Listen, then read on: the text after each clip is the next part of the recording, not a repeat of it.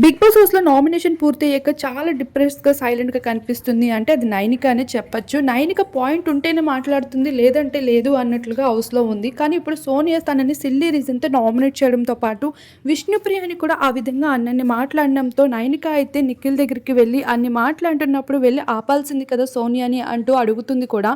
అటువంటి నైనిక కూర్చొని హఠాత్తుగా అయితే ఏడవడం మొదలుపెట్టేస్తుంది.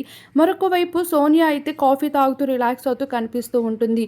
అయితే మరోవైపు నిఖిల్, మణికంఠ, నైనిక వీరందరూ అయితే నామినేషన్ ప్రాసెస్ కోసం అసలు హౌస్‌లో ఏంటి మరి రోజు రోజుకి ఎలా ఉండబోతుందో అంటూ టెన్షన్ ఫీల్ అవుతూ మాట్లాడుతూ ఉంటే నైనిక హఠాత్తుగా ఏడ్చడం జరుగుతుంది.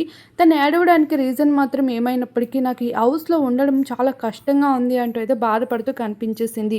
బిగ్ బాస్ హౌస్ అంటేనే ఇది ఏడుపులు, బాధలు ఎంతో స్ట్రాంగ్‌గా ఉండాల్సిన సిట్యుయేషన్స్ చాలా వస్తూ ఉంటాయి. ఇప్పుడు నైనిక అయితే వీటన్నిటిని ఫేస్ చేస్తూ రావడంతో ఒక్కసారిగా చాలా బాధపడిపోతుంది.